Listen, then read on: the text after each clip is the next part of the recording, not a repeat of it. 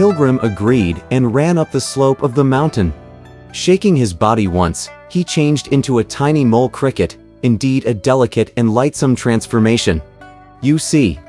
Thin wings dance in the wind without effort. A small waist sharp as a pin. He darts through rushes and the floral shades. Faster than even a comet. Eyes that are shining bright. A voice that's soft and faint. Of insects he's one of the smallest. Slender, shapely, and sly. A few times he rests idle in the secluded woods. His whole body out of sight. Lost to 1,000 eyes.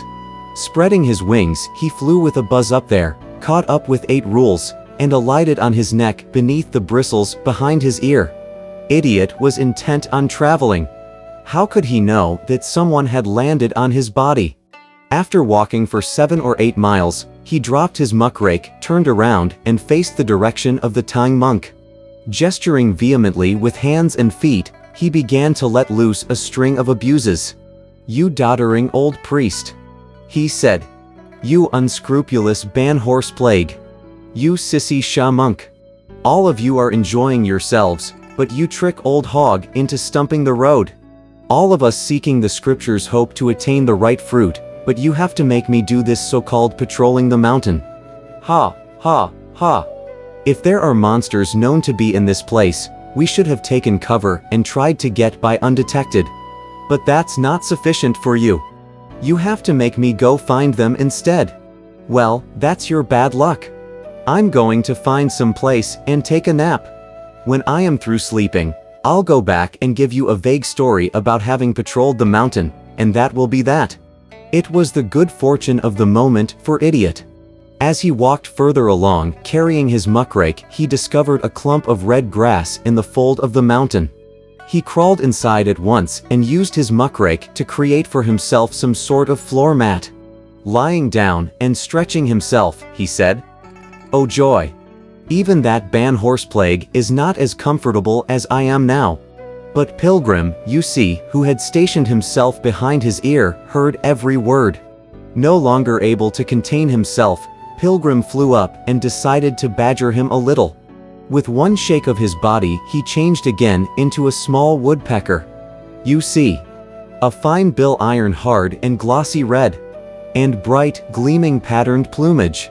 Owning a pair of steel claws sharp as nails.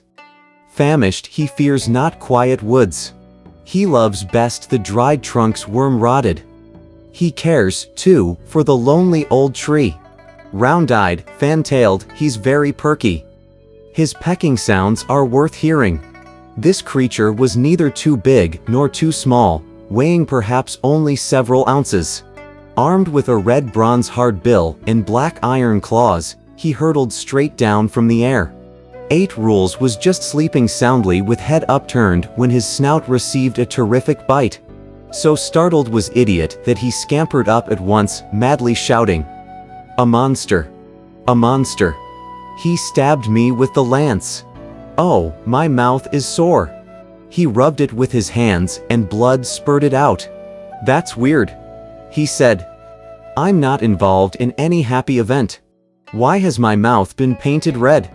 He stared at his bloody hands, muttering to himself confusedly, but he could not detect the least trace of movement around him. He said, "There's no monster. Then why was I stabbed by a lance?" He raised his head to look upward and suddenly discovered a small woodpecker flying in the air. Gritting his teeth, Idiot shouted, "You wretched outcast! Isn't it enough that ban horse plague should oppress me? Why must you, too, oppress me? Ah, I know. He must not have recognized that I'm a human, thinking instead that my snout is a charred, rotted tree trunk with worms inside. He's looking for worms to eat, and that's why he gives me a bite. Let me hide my snout in my chest." Tumbling on the ground, Idiot again lay down to sleep. Pilgrim flew down once more and gave the base of his ear another bite. Alarmed, Idiot jumped up, saying, "This wretched outcast. He's really harassing me. This must be where his nest is located, and he's worried that I have taken his eggs or offspring. That's why he's harassing me. All right. All right. All right. I'm not going to sleep anymore. Pawing his rake, he left the red grass meadow and started up the road again. Meanwhile, Pilgrim Sun nearly broke up with amusement. The handsome Monkey King almost collapsed with laughter. "This coolie," he said. Even those wide-open eyes couldn't recognize one of his own. "Dear great sage."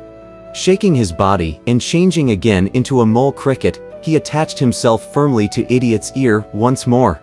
After walking 4 or 5 miles deep into the mountain, Idiot came upon in a valley 3 square slabs of green rock, each about the size of a table.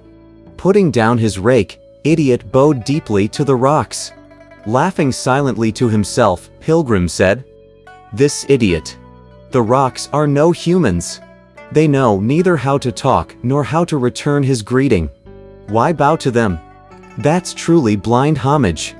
But Idiot, you see, pretended that the rocks were the Tang monk, Sha monk, and Pilgrim. Facing the 3 of them, Idiot was rehearsing what he would say. Said he, "This time when I go back to see Master, I'll say that there are monsters, should they ask me. And if they ask me what kind of mountain this is, I'll say that it's molded of clay, made of mud, wrought of tin, forged by copper, steamed with flour, plastered with paper, and painted with the brush. If they claim that I'm speaking idiotic words, I'm going to say some more. I'll say that this is a rocky mountain. If they ask me what sort of a cave there is, I'll say there is a rocky cave. If they ask me what kind of doors there are, I'll say there are sheet iron doors studded with nails. If they ask me how deep is the cave inside, I'll say that there are some 3 sections in the dwelling. If they persist in trying to learn everything, such as how many nails there are on the door, I'll only say that Old Hog is too preoccupied to remember the exact number. Well, now that I have everything all made up, I'm going to go back to hoodwink that Banhorse Plague." Having fabricated his story, Idiot dragged his rake along to retrace his steps. He did not know, however, that Pilgrim heard everything behind his ear. When Pilgrim saw him turning back, he stretched his wings and flew back first, changing back to his original form to see his master. "Wukong, so you have come back," said the master. "Why don't we see Wunong also? He's just making up some lies," said Pilgrim, chuckling. "He'll be here soon," the elder said.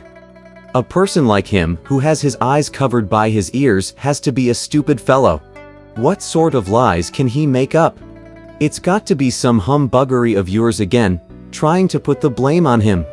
"Master," said Pilgrim, "you are always covering up his faults. What I have to tell you, however, is based on evidence." He thereupon gave a complete account of how Idiot crawled into the clump of grass to sleep and was bitten by the woodpecker, and how he bowed to the rocks and made up the story on monster spirits in the Rocky Mountain, in the rocky cave with the sheet iron doors. After he finished, Idiot came walking back in a little while. As he was afraid that he might forget what he had made up, he was still rehearsing with head bowed when Pilgrim shouted at him, "Idiot, what are you reciting?" Sticking up his ears so that he could glance around, 8 Rules said, "I'm back at the old homestead." He went forward and knelt down, but the elder raised him up, saying, "Disciple, you must be tired." "Yes," said 8 Rules. "The person who walks or climbs mountains is the one most tired." "Are there any monsters?" asked the elder. 8 Rules said, "Yes, yes. There is a whole bunch of them." "How did they treat you?" asked the elder. 8 Rules said, "They called me Ancestor Hog and Grandfather Hog. They also prepared some vegetarian food and soup noodles for me to eat, saying that they would put on a big parade to take us across this mountain." "Could this be your talking in your dreams, after you have fallen asleep in the grass?" asked Pilgrim. When Idiot heard the question, he was so astounded that he almost lost 2 inches of his height, saying, "Oh father! How could he know about my sleeping?" Pilgrim went forward and caught hold of him, saying, "You come over here. Let me ask you." Idiot became even more alarmed. Trembling all over, he said, "You can ask me anything. Why do you have to grab me like that? What kind of a mountain is there? Asked Pilgrim. 8 Rules said. It's a rocky mountain. What kind of a cave? It's a rocky cave. He said.